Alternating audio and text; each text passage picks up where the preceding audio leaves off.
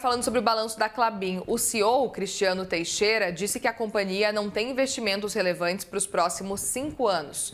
E com isso, a expectativa é de uma grande geração de fluxo de caixa livre. Durante teleconferência, Teixeira disse que os investimentos já realizados devem atingir a maturidade neste período. No curto prazo, os principais riscos de custos estão concentrados em insumos químicos e combustíveis. E para os próximos anos, a Klabin busca reduzir o uso de diesel e as distâncias percorridas no processo de produção.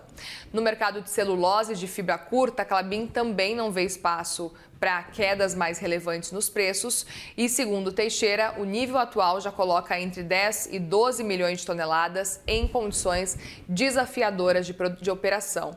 Na China, onde a commodity tem aí sofrido pressão, a expectativa é de estabilidade dos preços já a partir de setembro. Teixeira avaliou que a pressão de preços é limitada, uma vez que a área plantada para a produção de fibra curta no país é restrita. No caso da celulose para fibra longa, produzida a partir do Pinus, a Klabin não vê ameaças de preços no mercado chinês. Companhia que encerrou o segundo trimestre de 2026 com um lucro líquido de 387 milhões de reais, 34% menor do que o registrado no mesmo período do ano passado, e a receita líquida somou 5,1 bilhões de reais, queda de 2% na comparação anual. E para comentar, então, os resultados do balanço desse segundo trimestre, gente, vamos receber agora aqui ao vivo no CNN Money, Gabriela Vogue, CFO da Klabin. Muito bem-vinda, Gabriela. Obrigada por conversar com a gente aqui no Money e uma boa tarde para você.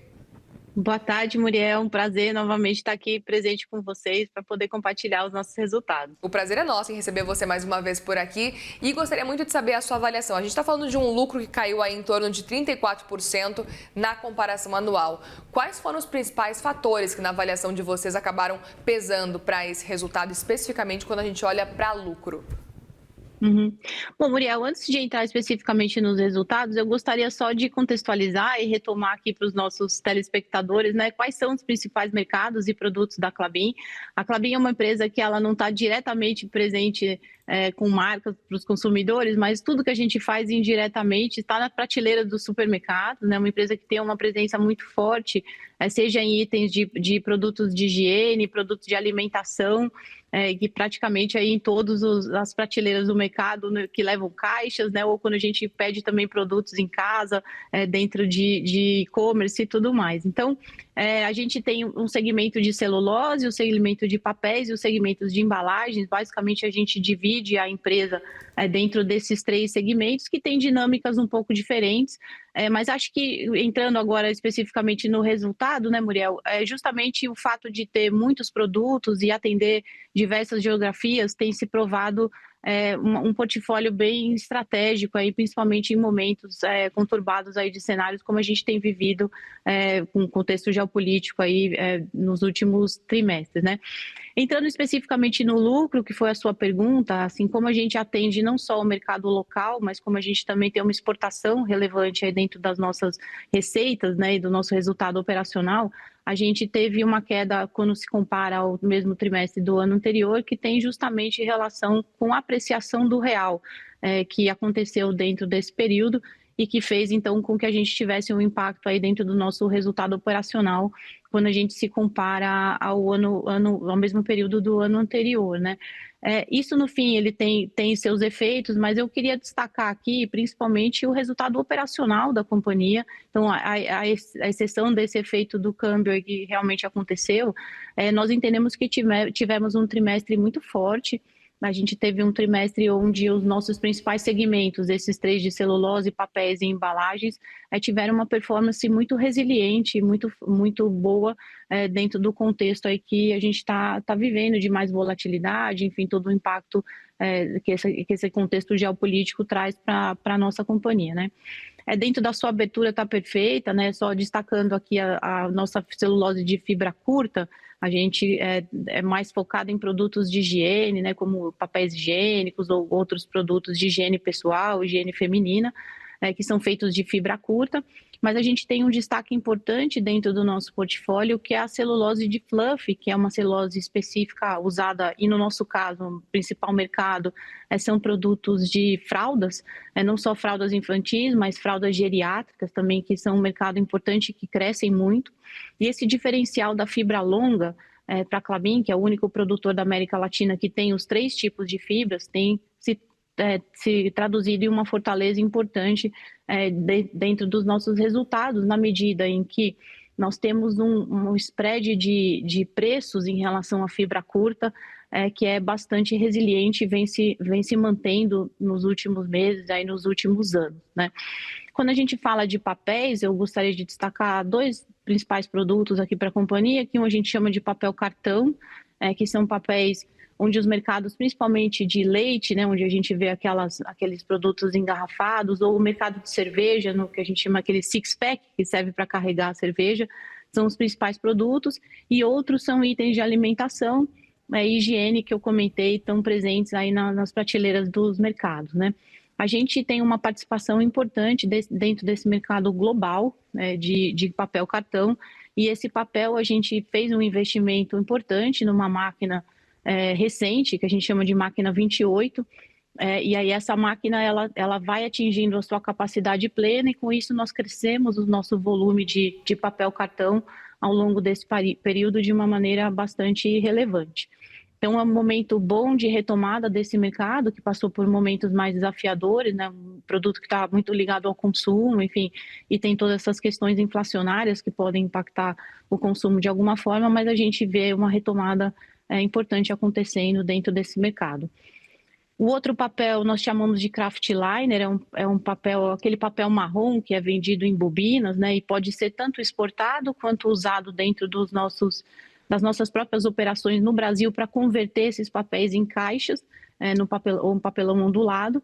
Então, a gente tem 2 mercados aqui, né? Um mercado de exportação que vai muito bem, onde nós competimos com grandes produtores, principalmente americanos e europeus, e a gente viu nesse trimestre uma retomada de preços importantes, então vários anúncios de preços sendo incorporados aí, porque a dinâmica do mercado realmente está muito forte, então as exportações vão bem, ao mesmo tempo em que o mercado local, que é a conversão disso em papelão ondulado, e aí serve para fazer desde caixas que são usadas para transportar frutas, ou como eu comentei, o próprio e-commerce, né, na entrega de embalagens dentro das nossas casas, a gente é o líder nesse mercado aqui no Brasil, também é um mercado que vai muito bem, e vai muito bem há algum tempo já, né? A gente vem crescendo, vem ganhando market share, e vem implementando uma política aí de preços bastante saudável, que de alguma forma ajuda também dentro desse contexto. Então, acho que entende que a combinação do momento de mercado dos nossos principais segmentos fez com que o nosso resultado fosse bastante consistente e sólido, como a gente demonstrou hoje aí nas nossas divulgações.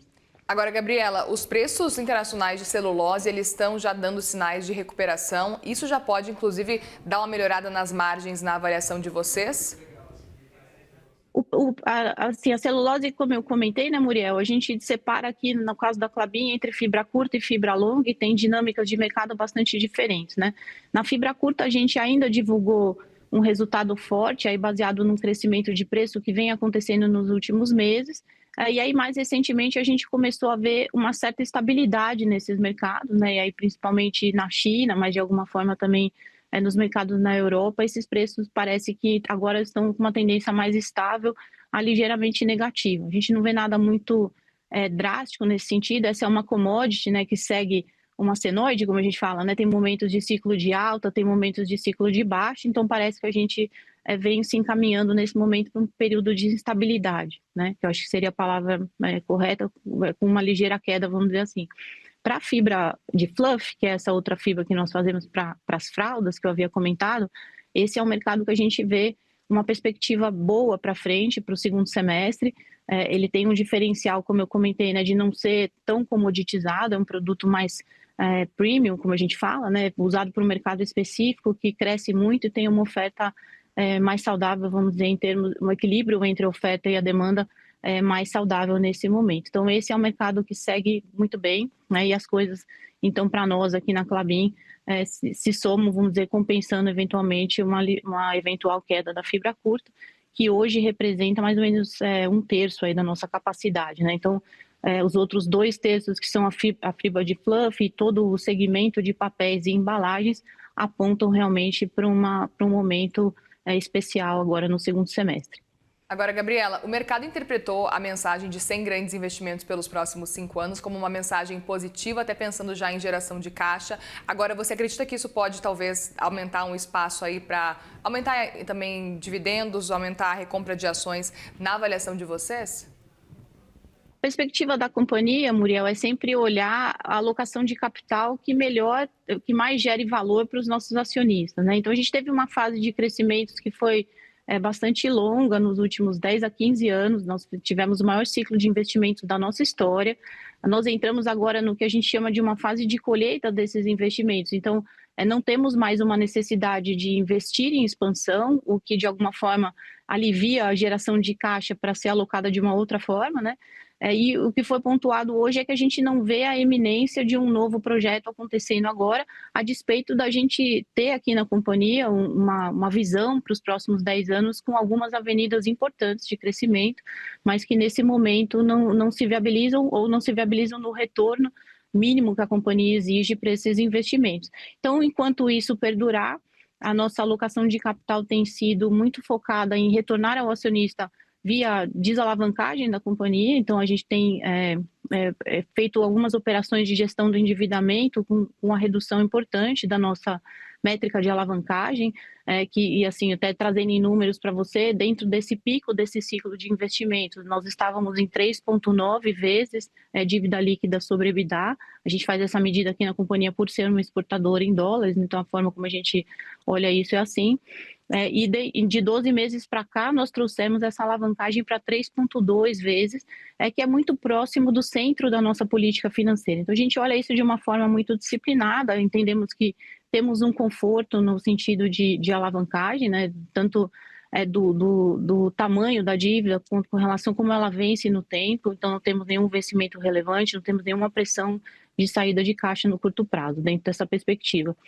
E aí, confiantes, por outro lado, nos fundamentos do nosso negócio, nós também anunciamos no final de junho um programa de recompra de ações, também numa medida, além do pagamento de dividendos que a companhia faz recorrentemente aos acionistas, uma medida adicional de retorno aos acionistas, sinalizando a nossa confiança no fundamento da companhia, ou seja, né, tendo espaço para isso crescer para frente, justamente porque a gente entra agora no momento da companhia onde a geração de caixa vai ser muito forte, simplesmente por eu ter atingido praticamente a capacidade plena desse investimento que foi feito aí nos últimos 15 anos, e eu não ter essa necessidade de investir em expansão e isso, de alguma forma, consumir a minha geração de caixa futura, né? Então, a combinação dessas duas coisas coloca a companhia numa trilha muito positiva para os próximos anos de geração de caixa, onde sempre será avaliado qual é o melhor retorno que a gente pode trazer ou qual é a maior geração de valor que a gente pode ter para os nossos acionistas. Muito bem, Gabriela Vogue, CFO da Klabin, obrigada mais uma vez pela conversa por aqui. Volte mais vezes para a gente conversar e atualizar um pouco mais de como é que está a empresa, viu? Obrigada. Eu que sempre agradeço a oportunidade de falar sobre a nossa empresa e de estar com vocês mais uma vez. Muito obrigada. Obrigada, uma boa tarde para você.